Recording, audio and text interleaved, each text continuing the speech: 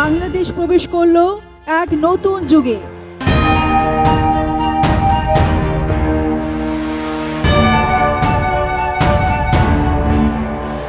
পদ্মাপাড়ের আকাশে আজ এক নতুন ভোরের হাতছানি। দীর্ঘ প্রতীক্ষার অবসান ঘটিয়ে রূপপুরের জনপদে শুরু হলো এক ঐতিহাসিক অগ্রযাত্রা। দেশের জ্বালানি খাতের ইতিহাসে রচিত হলো এক অনন্য মহাকাব্য। বাংলাদেশের প্রথম পারমাণবিক বিদ্যুৎ কেন্দ্রে শুরু হয়েছে ইউরেনিয়াম ফুয়েল রড সংযোজনের সেই মাহেন্দ্রক্ষণ। এই অর্জনের মধ্য দিয়েই বিশ্বমঞ্চে নিউক্লিয়ার পাওয়ার ক্লাবের গর্বিত সদস্য হিসেবে আরও এক ধাপ এগিয়ে গেল লাল সবুজের বাংলাদেশ। পাবনার রূপপুরে এখন দৃশ্যমান এক বিস্ময়কর স্থাপত্য।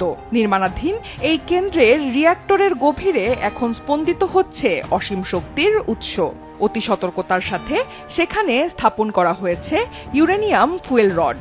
এই সমৃদ্ধ ইউরেনিয়ামের ভেতরেই সুপ্ত আছে পারমাণবিক বিজ্ঞানের সেই জাদুকরী ক্ষমতা, যা নিয়ন্ত্রিত চেইন রিঅ্যাকশনের মাধ্যমে উৎপন্ন করবে প্রচণ্ড তাপশক্তি। স্বপ্ন এখন হাতের মুঠোয়, বিদ্যুৎ উৎপাদনের এক নতুন দিগন্ত। প্রযুক্তির এই মেলবন্ধন ঘটাতে কারিগরি কারিশমা দেখাচ্ছে রাশিয়ার রাষ্ট্রীয় প্রতিষ্ঠান রোসাটম। তাদের নিপুণ তত্ত্বাবধানে আর রাশিয়ার সরবরাহকৃত জ্বালানিতেই সচল হতে যাচ্ছে আগামীর এই পাওয়ার হাউস। তবে ইউরেনিয়াম সমৃদ্ধকরণ নিয়ে বৈশ্বিক রাজনীতির হিসেব নিকেশ এখানে অনেকটাই ভিন্ন। ইরানের 60% সমৃদ্ধিকরণ নিয়ে বিশ্বে উদ্বেগের কালো মেঘ থাকলেও রূপপুরে ব্যবহৃত হচ্ছে স্বল্প সমৃদ্ধ জ্বালানি। এটি কেবলই শান্তিপূর্ণ পথে বিদ্যুৎ উৎপাদনের এক বিশুদ্ধ অঙ্গীকার।